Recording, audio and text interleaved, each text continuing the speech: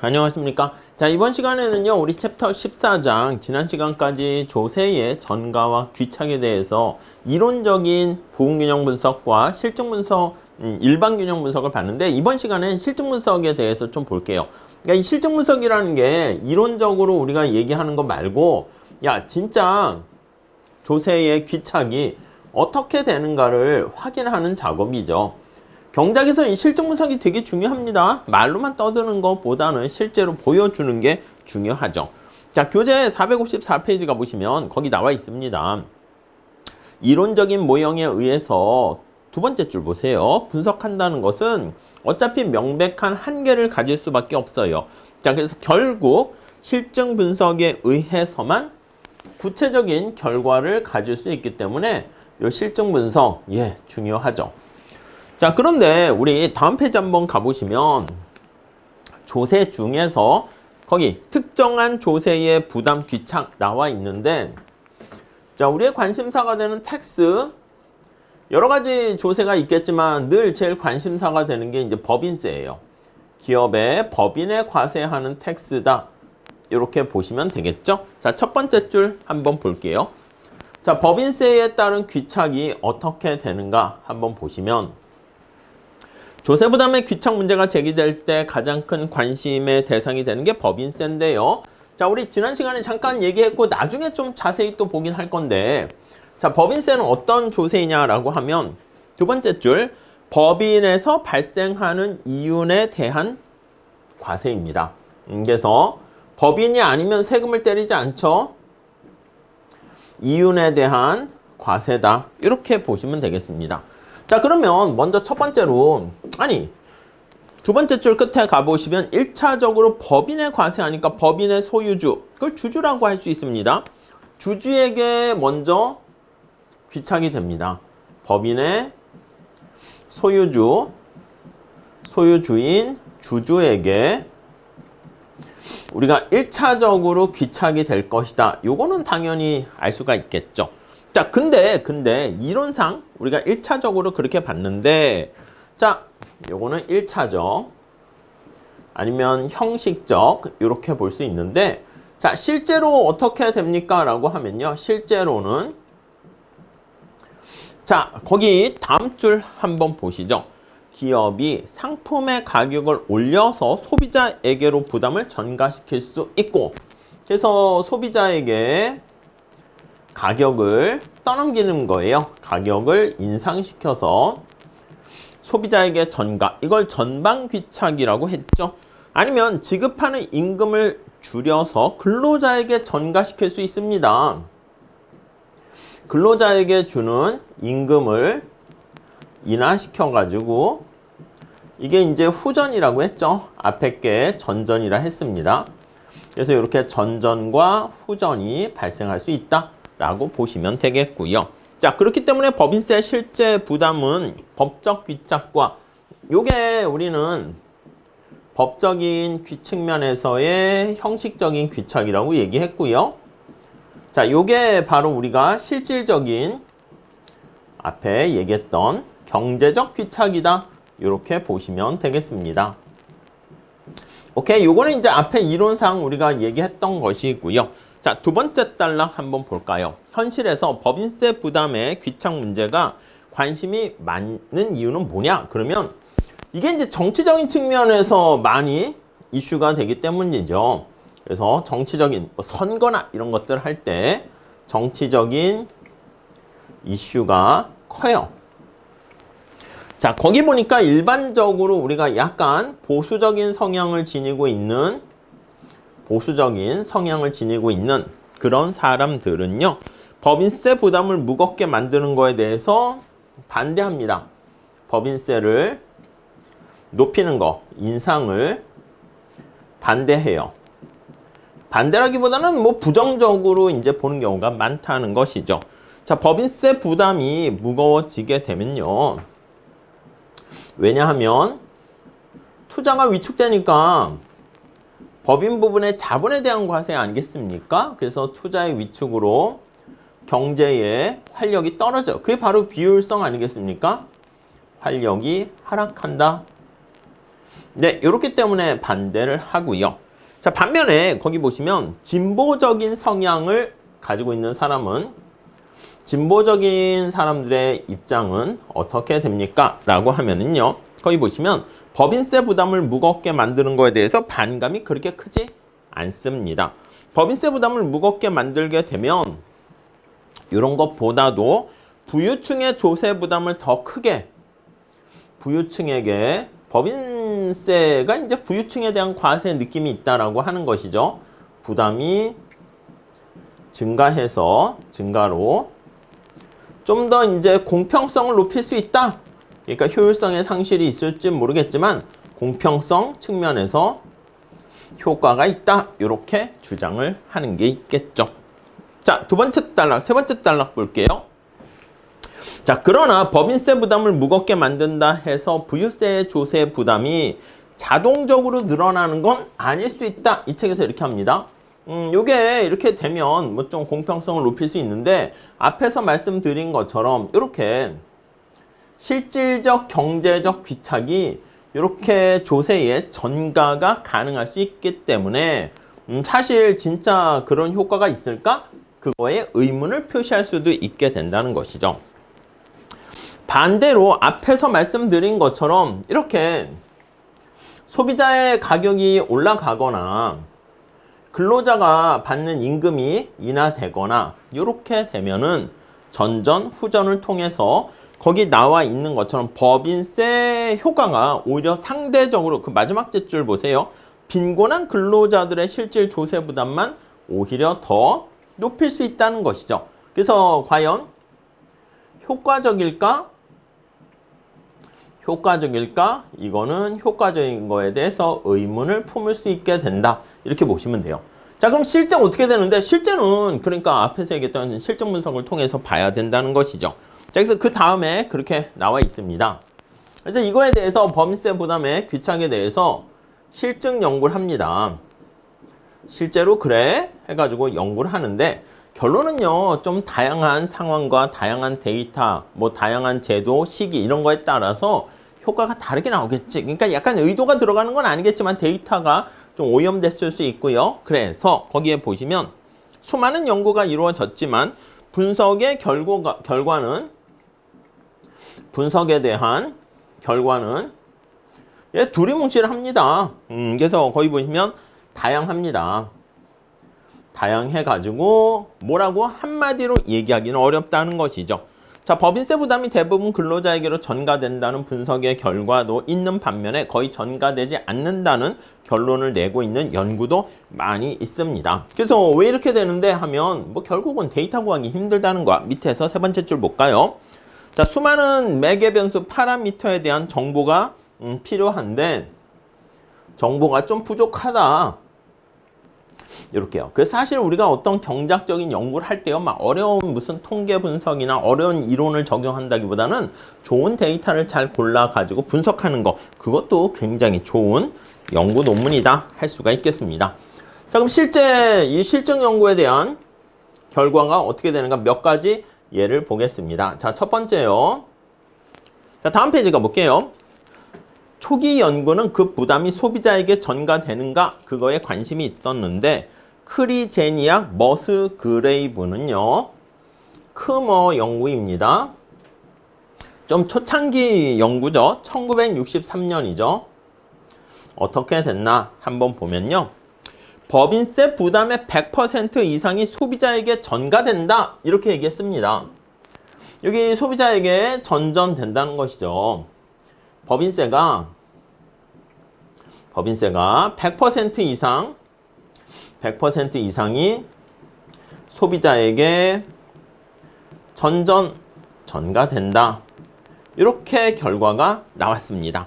자, 그런데 거기 보시면 뭐 지금 얘기한 것처럼 소비자 가격 인상을 통해서 발생했다는 것인데 자, 결과는 이렇게 나왔지만 연구에 초창기 연구가 하니까 한계가 있습니다. 어떤 한계가 있냐면 수요 조건을 무시하고 있을 뿐만 아니라 수요 측면을 고려하지 않는 거야. 무시. 그리고 거기 보시면 분석의 배경으로 삼는 모형의 구조에도 문제가 있다는 등 다양한 비판을 받고 있습니다. 그래서 모형의 약간 구조에 나름 처음 한 거니까 의미는 있겠지만 약간 그러니까 러프한 측면이 있겠죠. 그래서 좀 의문이 있다라고 한계가 있다라고 비판을 받게 됩니다. 그래서 이제 많은 사람들이 이제 또 이어서 연구를 하는 거죠. 자, 따라서 법인세 100% 이상이 소비자한테 전가된다라는 결론을 받아들이기 어렵다는 분위기가 형성됐고요. 자, 이후에 또 어떤 연구가 있었는가 보면요. 고든이라는 교수가 1967년입니다. 다 옛날 얘기긴 하지만 이렇게 자, 그들이 말하고 있는 거와 정반대 분석을 제기해서 사람들의 관심을 끌게 되었는데 미국의 경우를 가지고 얘기한 거죠. 미국의 법인세를 살펴봤더니 제조업의 경우에 법인세 부담이 소비자에게 전가된다는 현상을 전혀 찾아볼 수 없다. 미국의 제조업을 대상으로 했는데 앞에서 얘기한 것처럼 전전 효과가 100% 있다라고 했는데 전전의 효과는 없어. 이렇게 얘기했습니다. 완전히 정반대가 되는 거니까 이후에 또 많은 연구가 보완되면서 누구 말이 좀 더 맞지? 이렇게 얘기를 하는 거죠. 자, 이거 두 개는 소비자한테 전가되는가 전방 전가에 초점을 맞춰서 연구를 했고요. 전전이라고 쓸게요. 근데 최근에는 전방 전가 말고 후전도 관심 있지 않겠습니까? 예, 최근에는 법인세 부담의 귀착에 대한 근로자에게 후방 전가 거기에 또 초점을 맞춰서 보게 됩니다. 그래서 세 번째는 요 후전에 맞추게 되는데 그 하버거 모형 있잖아요. 그래서 하버거의 연구는 여기 나와 있는 것처럼 후전에 좀 초점을 맞추게 되었다라고 보시면 되겠습니다. 후전이라는 게 여기서 다시 말씀드리면 근로자라든가 생산요소 공급자에게 임금이나 이자율을 낮춰가지고 기업이 그쪽으로 뒤로 떠넘기게 되는 것이죠. 자, 근데 이 하버거 모형과 관련해서는요, 우리 앞에서 지난 시간에 보긴 했는데 거기 보시면 한 생산 부문에서 사용하는 하나의 생산 요소에 대한 과세 귀착. 일반 균형 분석인데 우리의 X제 산업의 X제가 이제 법인입니다. 자본에 대한 과세 이렇게 얘기했고요. 기억나시죠? X제 산업에 세금을 때리는 거니까 여기에서 산출 효과가 나옵니다. 폭탄 효과라고 저는 말씀드렸습니다. 산출량이 줄어들어서 발생하는 효과가 되겠고요. 그리고 자본에 과세해라 이렇게 되니까 이게 요소 대체 효과죠. 그래서 대체 효과 이렇게 나오게 된다라는 것을 잘 알 수가 있습니다. 자, 그런데 이 산출 효과랑 대체 효과 이걸 제대로 하버거 모형을 분석하려면 역시 또 마찬가지입니다. 자, 다음 네 번째 단락입니까? 세 번째 단락 한번 보시면 산출 효과랑 대체 효과가 어떻게 작동하는지를 파악해야 되는데 그걸 파악하기 위해서는요. 거기 아니 아시다시피 노동과 자본에 대한 L과 K의 대체가 얼마나 쉽게 되는가 대체 용이성 오케이? 이런 것들에 대한 정보도 알아야 되고요. 요소 집약도에 대한 이러한 정보도 알아야 됩니다. 오케이? 근데 그럴듯한 요거와 관련한 매개 변수들에 대한 정보를 우리가 확보해야 되는데 그게 또 쉬운 게 아닙니다. 자, 하버거는 마지막 단락 볼게요. 법인세 부담이 노동으로 전가되는 결과가 빚어질 가능성은 작다라고 보았습니다. 그래서 하버거 교수는 어떻게 연구했는데 이걸 만만치 않은 상황이지만 이때 결론은 자, 후전의 효과가 크다? 아니다. 별로 없었다. 후전의 효과는 없어. 거의 없어. 그러니까 뒤로 전가시키지 못한다는 것이죠. 그럼 법인세는 법인 부분에 요 주주 그쪽에 많이 부담이 된다라는 거 알 수가 있겠습니다.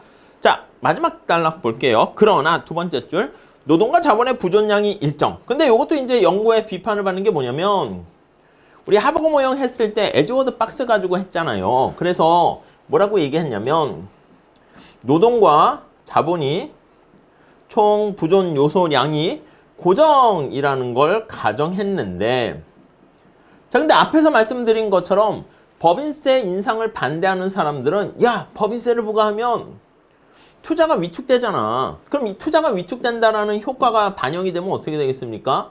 자본이 고정돼 있다고? 아니야. 자본이 K가 위축되면 감소할 수 있다라는 비판을 제기할 수 있게 된다는 거죠. 그러니까 거기까지 동태적으로 연구를 해야 된다는 거예요.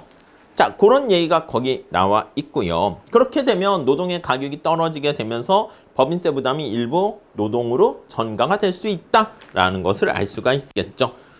자, 결국 이런 다양한 실증 연구들을 통해 가지고요. 최근에도 많은 나라를 대상으로 해서 요즘은 통계 데이터가 좀 더 이렇게 좀 구하기가 좀 더 쉬워지니까 60년대만 해도 뭐 자료가 뭐 있겠습니까? 근데 그러면서 최근에도 활발하게 연구를 하고 있는데, 자, 457페이지 거기 가보시면 세 번째 줄 213년도에 조세문제 전문 학술지에서 법인세 부담의 귀착에 대한 특별한 포럼을 개최해서 2013년이죠. 213년이라고 했네. 연도에 뭔가 법인세 부담의 전가 귀착에 대한 논문을 4편이 나오게 됐는데, 물론 더 많은 논문들이 있겠지만 대표적인 저명한 학자들을 대상으로 해서 보니까 2편은 법인세 부담이 노동으로 전가가 된다라는 확실한 증거를 찾은 건 아니다. 그러니까 여기서는 이게 없다는 게 아니라 찾지 못했다는 뜻이고요. 한 편은 법인세 상당 부분이 노동으로 전가됐다고 결론을 짓게 되었고, 나머지 한 편은 아니다. 20% 미만만 전가를 시킨 것 같다라는 게 나왔고요. 그 다음에 그레블 교수가 2017년에 그레블, 이건 뭐 쉽게 찾을 수 있으니까요. 뒤에 레퍼런스도 있고 관심 있으신 분들은 한번 보셔도 되는데, 법인세 부담의 귀착에 관한 기존의 연구 업적들을 정리했습니다. 그레블 교수가 많은 법인세에 대한 연구가 있잖아. 그걸 정리하고 조사한 다음에 요러 한계가 있고 모형은 이렇게 했고, 그걸 본 다음에 나도 법인세를 연구할 때 앞에 레퍼런스 체크를 해야 되지 않겠습니까? 선행 연구들을 잘 조사해서 이분이 잘 좀 정리를 한 거야. 거기 봤더니 법인세 부담은 거의 전적으로 자본이 지게 되며 노동으로 전가되는 부분은 크지 않다. 그러니까 노동으로 후전이죠. 전가가 별로 크지 않다. 별로 없어. 이렇게 결론을 내렸습니다. 오케이? 자, 결론적으로 아직까지는 법인세 부담에 대한 귀착이 분명하게 말하기 어려운 상황이 있습니다. 노동으로 전가될 가능성 그 자체는 있긴 하지만 아직 크진 않은 것 같다. 이렇게. 그렇지만 약간 모형이나 연구에 좀 애매한 게 있어가지고 좀 더 계속 연구해야 되고요. 그 다음 단락에 보시면 지금까지 이런 연구가 전부 다 미국에 대한 얘기잖아. 그래서 우리나라나 뭐 다른 나라들, 일본이나 뭐 다른 나라들은 또 상황이 달라질 수 있겠죠. 그래서 저자분께서는 우리 경제를 대상으로 해가지고 관심 있으신 분들 한번 해보세요. 그래서 우리나라를 대상으로 해서 법인세의 전가 귀착이 어떻게 되는가, 이런 연구들 조금 하면 좋겠다라는 거 얘기하고 있습니다. 자, 그 다음에 법인세 전가 귀착 외에 그 다음 밑에 국민연금 보험료, 이것도 이제 텍스라고 볼 수 있습니다. 국민연금과 관련한 보험료를 내야 되는데, 이 보험료 이거에 대한 귀착은 어떻게 되는가? 우리가 이제 형식적인 법적인 귀착으로 봤을 때는 반반 내는 거야. 고용주와 근로자가 반반 이렇게 해서 내세요. 이렇게 이제 되어 있긴 해요. 자, 그런데 대부분 형식적으로는 그렇게 되어 있지만 밑에서 두 번째 줄 보시면 근로자가 내는 건 당연히 자신의 부담이 될 것인데 고용주가 부담하는 게 어떻게 되는가 라고 했을 때요. 표면적으로는 고용주가 부담하는 것처럼 보이긴 하지만 근로자에게 전가가 되는 경우가 많이 있습니다. 그래서 거기 세 번째 줄에 가보시면 반반이라고 되어 있지만 실제로는 어떻게 된다? 예, 고용주가 그거 내가 국민연금 이거 4대 고용보험하고 이런 거 다 해야 되는데 그냥 월급에서 이렇게 감안해서 임금을 좀 낮춰서 근로자가 거의 전가되는 것을 볼 수가 있고요. 특히 브리튼이 1972년에 연구를 하고 있는데, 자, 실증 연구를 1972년 요때 연구를 했는데 미국의 사회보장제도를 대상으로 봤더니 표면적으로는 고용주가 부담하기로 되어 있는 게 거기 보시면 근로자 부담으로 거의 완전하게 전가되는 것을 알 수 있겠다라는 걸 확인할 수 있겠습니다. 자, 그래서 법인세와 그리고 국민연금 보험료를 중심으로 살펴봤고요. 자, 그 다음 밑에 단락에 있는 내용을 조금 더 한번 보도록 할게요.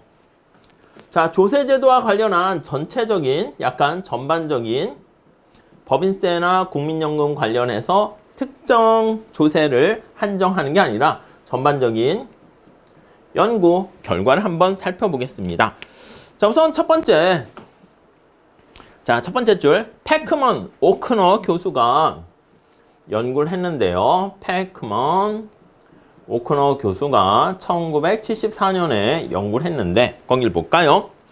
66년 자료를 이용해서 미국의 조세제도 전반의 부담 귀착을 연구해서 많은 사람의 관심을 끌었는데 우리가 봤을 때는 미국의 제도가 뭐 비례세냐, 누진세냐, 뭐 역진적이냐, 정액이냐 등등등 있는데 기본적으로 비례세 성격을 갖고 있다. 그래서 비례세의 성격을 가지고 있다. 이렇게 밝혀냈습니다. 자, 다음 줄을 볼게요. 상당한 정도의 누진성을 갖고 있는 것처럼 보여도 실제로는 부유한 사람이, 그러니까 이 말이 뭐냐면 미국이 나름대로 생각처럼 그렇게 누진적이지 않다라는 걸 뜻하는 거예요. 그래서 생각만큼 누진적이지 않더라. 그래서 비례적이더라. 누진적이 아님. 이렇게 연구를 발표했습니다. 자, 약간 놀라운 결과일 수 있으나 잘 생각해보면 충분히 뭐 그럴 수 있겠네 라고 한다는 겁니다. 왜 그렇게 되는데? 자, 미국의 상황을 한번 보시면 미국은요, 거기 보시면 소득세 비중이 상대적으로 높습니다. 근데 조세 수입의 전부를 차지하는 것은 아니고요. 미국은 소득세 비중이 크나? 비중이 크지만 네, 다른 조세 경우도 있어요. 근데 다른 조세는 누진적인 게 다른 조세는 누진성이 어렵죠. 누진성이 아님. 그러니까 이제 소득세와 같은 우리가 뒤에도 다시 할 건데 약간 직접세 성격을 갖고 있는 요게 약간 우리가 봤을 때는 누진성을 적용하기가 좋습니다. 그래서 우리가 봤을 때는 야, 미국은 누진적인 조세 성격을 보이지 않을까? 근데 요 부분들에 있어서는 그렇지 않아서 야, 전체적으로 봤을 때는 약간 비례적인 성격을 가지고 있어. 이렇게 얘기할 수 있고요. 자, 그래서 그 얘기가 거기 나와 있고요. 그리고 누진적이라 하는데 우리가 여러분 알다시피 세법이 되게 복잡하지 않겠습니까? 그래서 우리가 전에 앞에 본 것처럼 누진세 반대하는 이유 얘기할 때 뭐라 그랬어요? 구멍이 술술 있다고 그랬죠. 그래서 문제는 구멍이 숭숭 루폴이라 그랬습니다. 합법적으로 조세를 회피할 수 있는 네, 그러한 탈출구가 있는 거야. 그러니까 이제 유능한 세무사를 통해서 쏙쏙쏙 빠져나갈 수 있다는 것이죠. 자, 그 다음에 1985년에 패크만이 단독으로 또 연구를 합니다. 그래서 패크만 교수가 단독으로 연구를 해요. 1985년 그때. 자, 그건 뭘 봤나? 거기 보니까 후속 연구를 해봤더니 새로운 통계 자료를 가지고 업데이트해서 봤더니 근데 앞에 74년도에 연구한 거랑 결론은 그냥 유사해요. 대동소이해요. 그럼 새로운 연구 결과 없고 그냥 보니까 결론이 아니 뭐 내가 이전에 했던 게 좀 미진해가지고 보완 연구를 했는데 결과는 거의 비슷하네. 이렇게 나왔다는 거예요. 자, 그 다음에 또 이후에 세 번째. 자, 피게티와 사이즈 교수는 피사라고 할까요? 네, 연구를 진행했는데요. 2007년이니까 그나마 최근이죠. 자, 다음 페이지 가보시면 미국의 연방세 부담이 상당히 누진적이다. 그러니까 앞에서는 위에 패크만을 중심으로 한 연구에서는 미국이 누진적인 것처럼 보이지만 아니다. 생각보다 누진적이지 않고 비례적인 성격을 지녔다. 이렇게 봤는데 피게티 교수를 중심으로 한 연구에서는 아니다. 이전과는 달리 미국은 누진적이다. 이렇게 주장을 하게 됩니다. 오케이? 자, 459페이지 한번 볼게요. 이들은 2004년 자료를 통해서 미국의 연방세 소득 계층별 부담 귀착을 분석했는데 전반적으로 상당 정도의 누진성이 있다는 걸 발견했고요. 자, 누진적이다라는 것은 평균 세율이 고소득층으로 갈수록 상승, 소득이 증가할수록 평균 세율이 올라가는 거야. 이렇게 쓸 수 있겠죠. 텍스를 이렇게 했을 때 얘가 증가하더라. 이건 이제 누진적이라고 말씀을 드렸습니다. 자, 그러면 조세 부과 후에 어떤 소득 상태, 가처분 소득이 좀 더 평등하게 된 것을 알 수 있어요. 그런데 이들의 연구에서는요, 또 뭐라 그랬냐면, 야, 누진성의 정도가 아직 누진적이라고 얘기할 수 있지만, 거기 보시면 2007년인데 1960년도에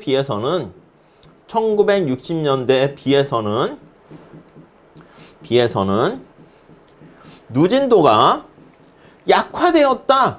이렇게 발표를 하게 됩니다. 그러니까 여전히 누진적이긴 한데 이전보다는 누진성이 약해졌어. 그럼 왜 이걸 얘기하겠지? 왜 약해졌어? 이유는 뭘까? 거기 보시면 법인세와 상속세 비중이 줄어들었다. 법인세와 상속세 비중이 상속세가 이게 약화되었다. 그래서 누진성이 떨어진 것 같다. 이렇게 볼 수가 있겠습니다. 자, 법인세는 어떻게 약화되는데 한번 보니까요. 자, 1960년대는 조세 수입의 6.5%였는데 6.5% 1960년대는 근데 여기 연구할 때 그 이전에 2004년인가 거기 데이터를 보니까 2.5%로 감소하게 됩니다. 이렇게.